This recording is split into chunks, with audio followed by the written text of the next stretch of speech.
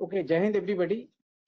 As the world is advancing towards more uncertainty, number of things are center stage in the of counter-events or other issues. Directed energy is something which has come to the front. Not that it was not important earlier, but it has gained much more traction and importance in today's time. And multiple uses of this are going to be considered.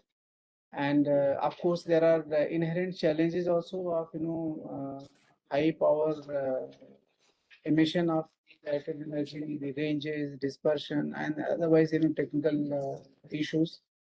So we are very privileged today to have Professor Rawat with us, who is come from IIT Ropar, and he has done a tremendous amount of work there, and they have got a mega project allocated, I think, to the tune of 75 crores 70 crores. on the directed energy weapon itself. And IIT Ropar is going in a big way for the defense industrial park and number of other issues.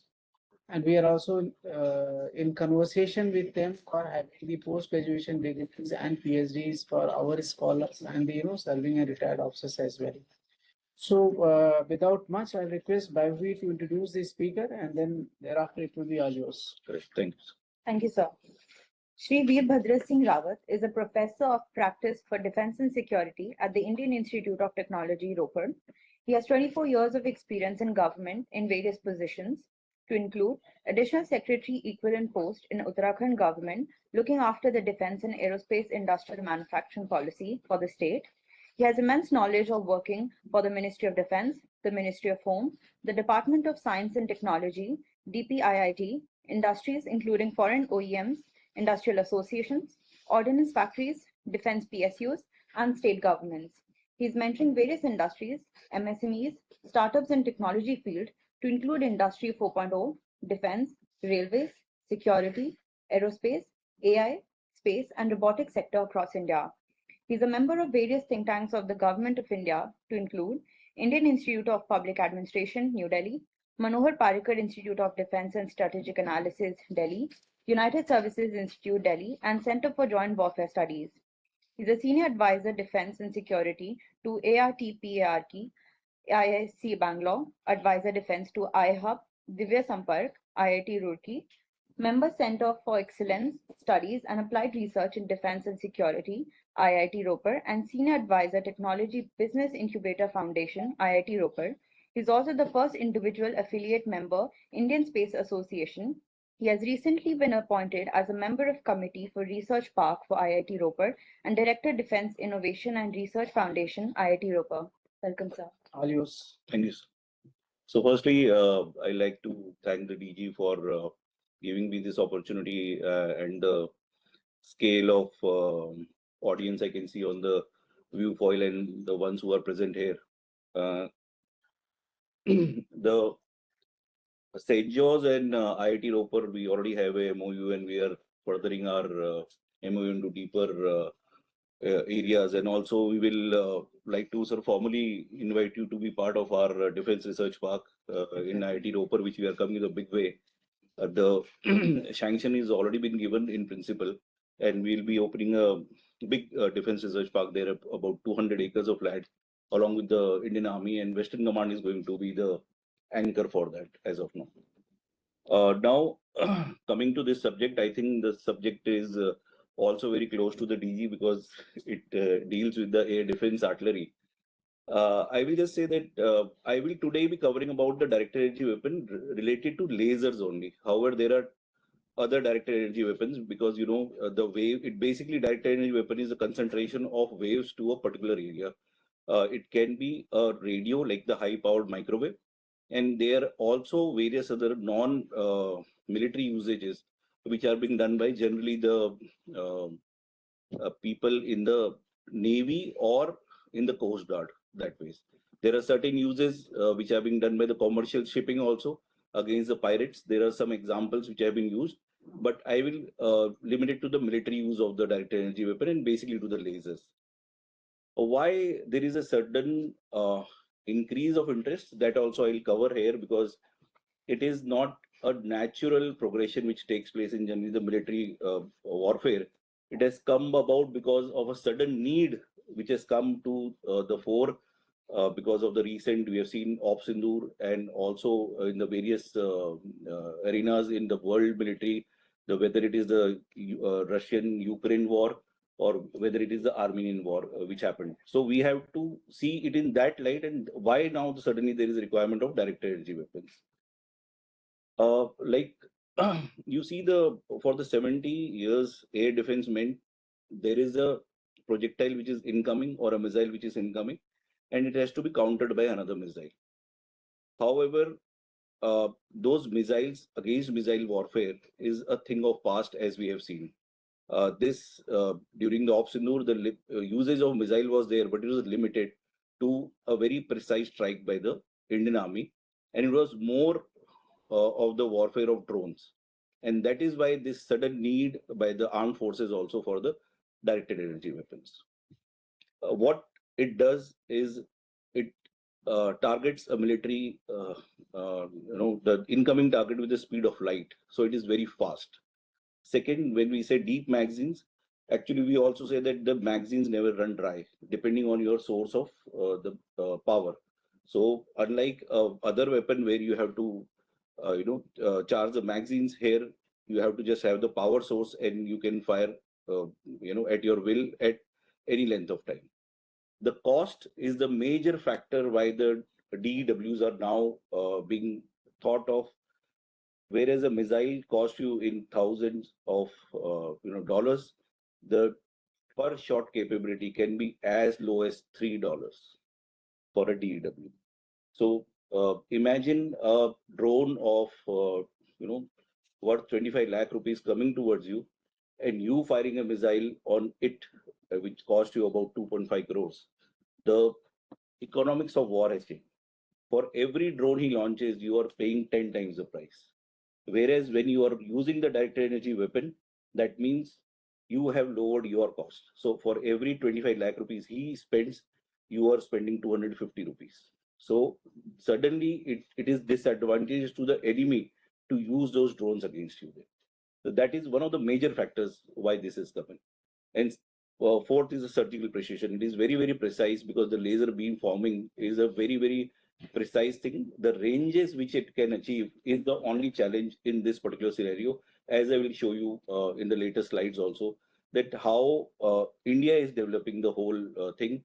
There are only 3 countries as of now known to have these laser strike kills. Next, please.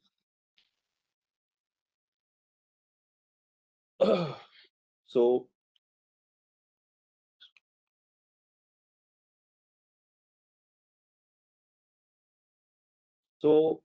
there are 2 ways to weaponize the energy, as I told you. One is a thermal kill and one is the electronic kill. Basically, electronic, I will not be covering much because the directed energy weapon which are being developed in India and which are in much advanced stage are based on lasers. The HPM category, what we call high power microwaves, is a capability which we are still developing. We have not reached the stage where we are able to deploy it or we are able to use them to that effect in a war. So thermal kill is a focus beam, basically solid state fiber beam, a pointed weapon, and it is best against single drones as well as swarm of drones. Whereas the electronic kill can be used for multiple usages. It can also be used to degrade the electronics of the enemy, also to fence a area against certain threats. The problem in electronic kill is that all channels cannot be blocked at all point of time. So whereas we have seen that in the military domain, when the drones use the ISM band, not all channels are able to be blocked, and that is how the incursions can take place. This is more of a soft kill power, and the thermal kill is more of a it's a hard kill option that we have. The cost exchange. This is the main area because of which the developments are moving much faster into this thing. Just look at the directed energy and a kinetic interception. The difference in cost, $1 to $3 versus $10,000 to $100,000. So that changes the entire gamut of a warfare. It's proven in the field. There are various things which are there, like Iron Beam of Israel, the Apollo of Australia, and now we are coming up with there's a new company called Oli Defense, which has come into the area. It is using a technology which is the equipment is called the Bruce, and it is using the technology. They have commercialized this technology, and the first usage has already happened with the Indian Air Force with a capability which I'll not like to disclose here, but they have already commercialized this, and this is the first Indian company which has come in.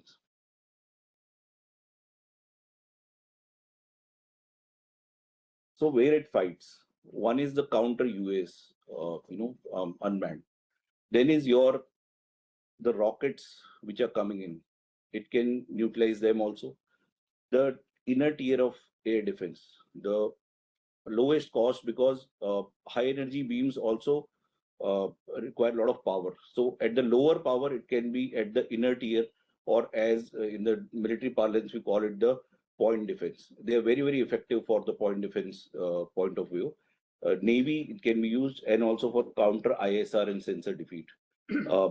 As people who know the warfare, generally ISR is the first mission which goes in, and when you can utilize that, you can effectively neutralize the enemy's power to attack on your place. And static defenses, it is one of the major thing. All the airports in India are looking at these kind of solutions, especially those who are near our western and the northern borders. They are actively looking at these solutions for their bases.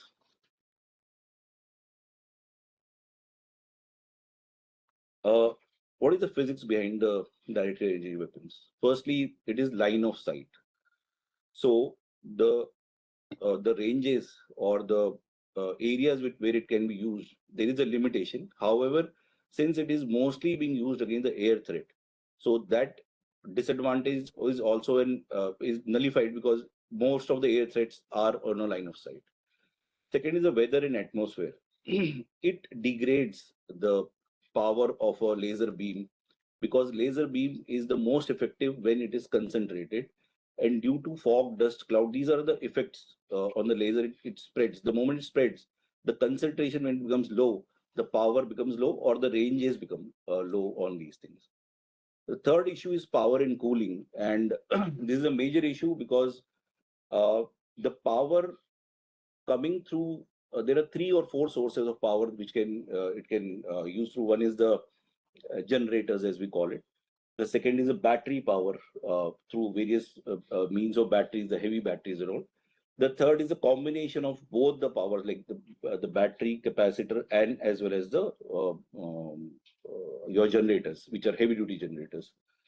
These are the power sources. However, these power sources also require a very high power operating rate, because of which cooling becomes a major part of it. Because when you have to power these high laser beams, you require amount of power. The power source itself becomes very, very hot, and then the cooling technology also becomes very, very useful into the system.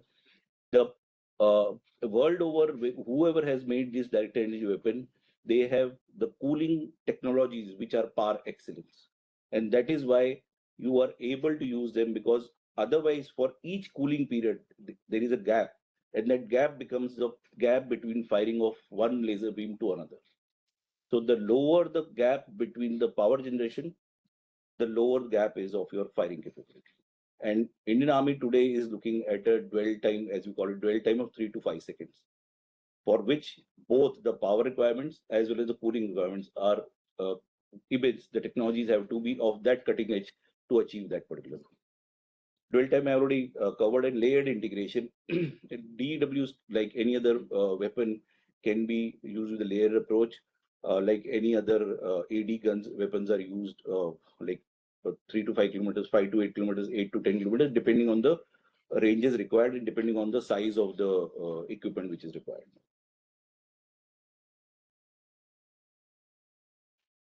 So what changed? Like I told you initially only, that what changed the this use case scenario was not the development of the direct energy weapon, but the advent of drones. It is in reaction to a thing which is happening.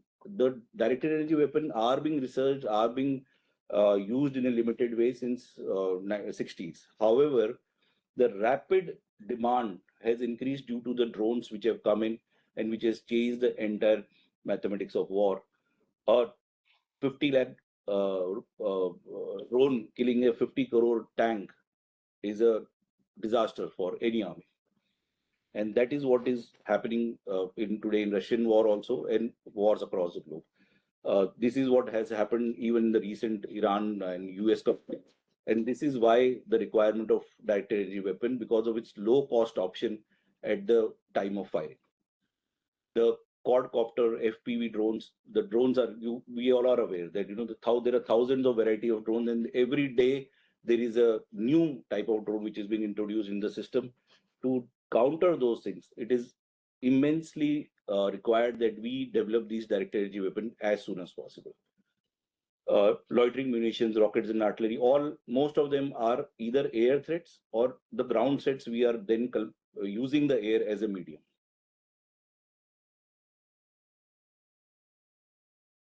So world over, many countries like Israel, South Korea, Australia, US, UK, a lot of countries are developing it. They are into the development phase. They are also into export phase. However, India is not looking at these options, or is looking at these options at a very limited scale. We are wanting to develop our own, DWs in the system. And there are various companies which are coming, like Oli Defense is one, Paras Defense is another one. Adani's are building it. The DRDO is trying to, give this option to Indian Army. They have done limited trials. But world over, it is a established equipment. However, these are very, very guarded, and they are giving India also an option of lower capability. So if the US has a capability of 100 kilometers, it will not give you a capability of more than maybe 2 kilometers or 3 kilometers. So that is the part, and that is why it is important that we develop these weapon systems in India rather than being dependent on imports from other countries. These are the international players which are in the reckoning and which are known to have clear capabilities. Some of them have also been used in the various conflicts across the globe. First is the Iron Beam of Israel. It has, it is an operational high power laser which is used. It uses. Then is South Korean company Cheongwon Block 1. So they are also having this thing. However, we have not seen its deployment anywhere as of now or being used till now. Then we have Apollo of Australia. They are one of the bigger global players, and they have also started exports to the to some countries, and but they are under the ITARs. So coming into India is not a very much of a possibility. Then is the Dragonfire of United Kingdom. Again, they have the capability. However, personally speaking, we haven't seen the deployment of their equipment anywhere in the world as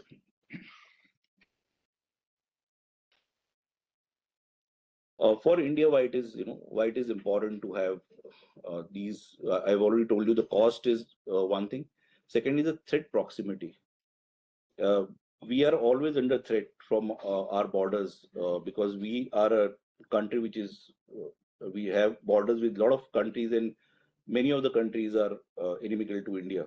So it is better to have these capabilities and as far forward as possible.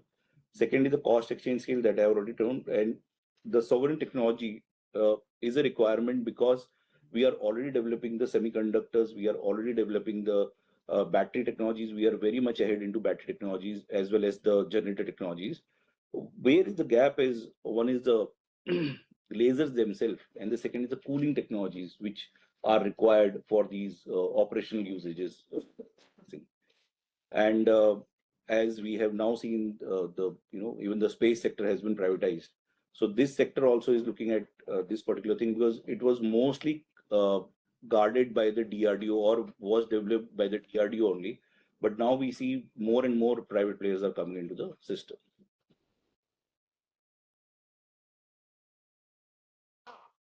So these are the Indian players. I told you Bruce is the latest one. It's a startup which has developed this capability and deployed it also in one of the Air Force areas.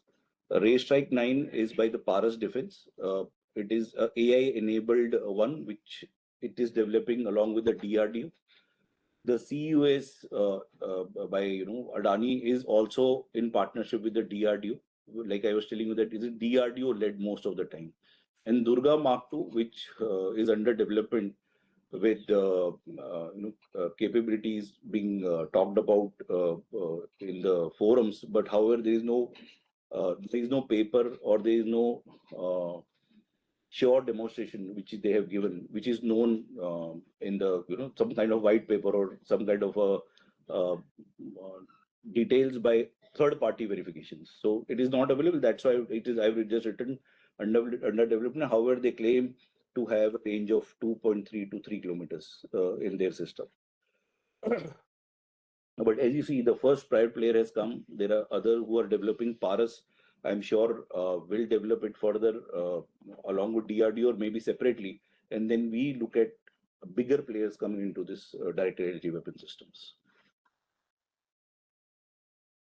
So all I need to say is that it is not a future directed energy weapon. It is there. People are developing it, and it is also the need of the hour right now.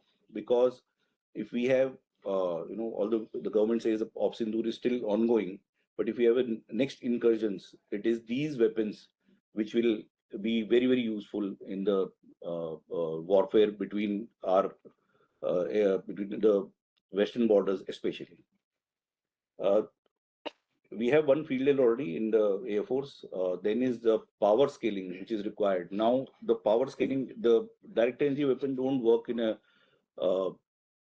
sequential way. So like from 5 kilowatt to 10 kilowatt, 10 kilowatt, 20 kilowatt, it doesn't work like that.